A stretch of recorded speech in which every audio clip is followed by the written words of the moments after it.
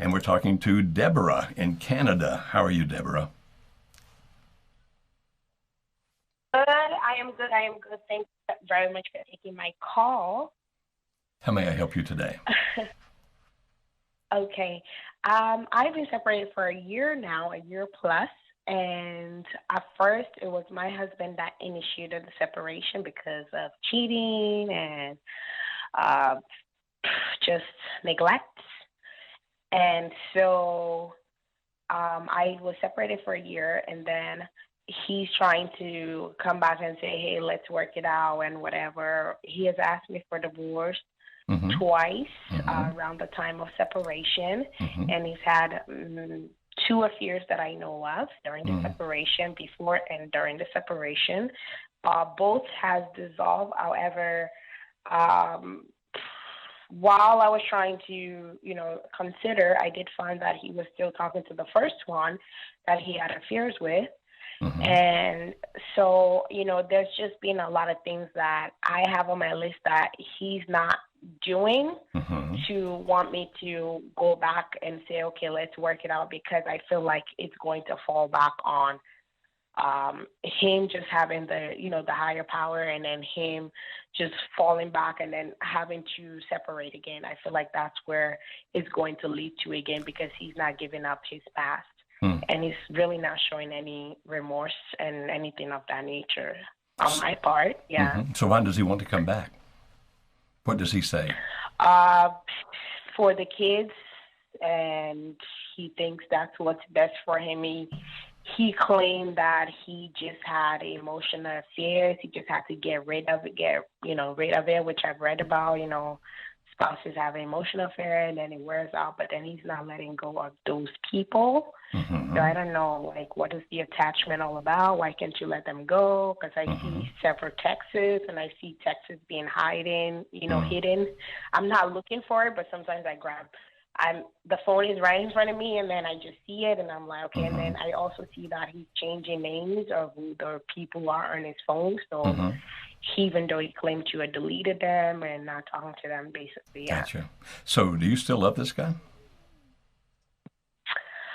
I'm trying to find the love, to be honest. Mm-hmm. Since I've been away for the year, I work on myself Mm-hmm. intellectually and Mm-hmm. all of that. Mm-hmm. Spiritually, I'm on the good side. Mm-hmm. Physically, yes, and sometimes the being depressed comes in because I'm just like, okay, it's like life hit me hard Yeah. in a way Yeah. through this whole process. But I mean, other than that, I'm not being negative or anything. I look on the positive of everything. Mm-hmm. So, I mean, I know that I'm a loving person. So finding the love back, it's not a problem. It's just the But you don't fact trust. that he's worth Yeah. it. You don't trust him. Yeah. Right. I understand. If he became trustworthy, would you want to put this back together? Yeah, I would. Okay. Is he willing to submit himself to circumstances where that he can be? Uh, I'm looking for the right language here. Basically, it comes down to this. If I don't use the right words, forgive me. I'll try it the second time. What we often recommend when a person has done something that's violated trust, we recommend that if you're going to put this thing back together, one thing you're going to have to do is this.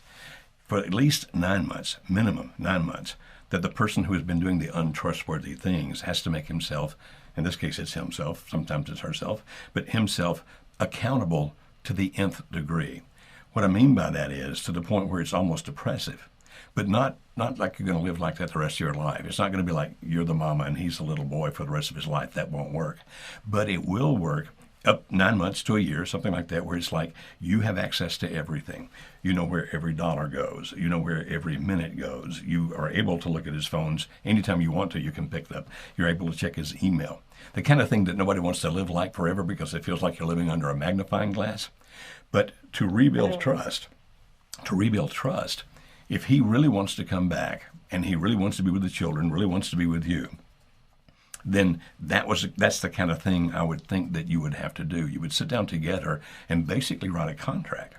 And the contract, and it's not going to be like a legal contract you take to court necessarily, but it's the kind of contract where, okay, I want you back. I want to give you another chance. I want to see if we can rebuild the love because I'm a loving person. I can do that. But to be able to do that, I have to know that I can trust you, that you're not involved in some kind of emotional or any other way with anybody else. Therefore, these are the things that I will require. And I require that they'll happen for at least 9 months. Now, if he's not ready to do that, then you're not ready for a full-fledged reconciliation. That does not necessarily mean you're not ready for the first step in reconciliation. The first step in reconciliation is basically to start dating again. Now, if you start dating again, it's like, I'm not committing to come back to you, and I'm not expecting you right now to commit to come back to me. I'm just going to see if I still like you. I'm going to see if I still want to be around you, and you do the same thing. And so reconciliation is not just like one thing like that. Reconciliation is a step, and then another step, and another step, and another step. Now, somewhere down here, and I don't have time to go into detail today, but somewhere down here is when you have that contract and say, okay, we can make the next step. But at this point, I have to have assurance. And so here's the contract. And again, it doesn't have to be written like a legal thing, but you both look at it, you read it to make sure you understand Right. it, you talk about it, and you both sign it and put it in a lockbox somewhere so that if ever a discussion comes up, no, that's not what we said. Let's pull it out and read it. Oh, here's what we said. And again, it's not to start fights, it's to stop fights. Now, Right. before very long, and I don't know exactly how long that's going to be, I'm sorry, Jim Porteau, our Director of Operations, and I are going to be doing a series on reconciliation that explains every one of those steps. We'll be starting recording that hopefully within the next 2 or 3 weeks, hopefully, and then have that out, and it'll give much more detail than this. But right now, here's my recommendation. If you still want to consider the possibility, just date each other some. And as it gets closer to the point of thinking, okay, he really wants to come back, think carefully what needs to be in that contract, okay?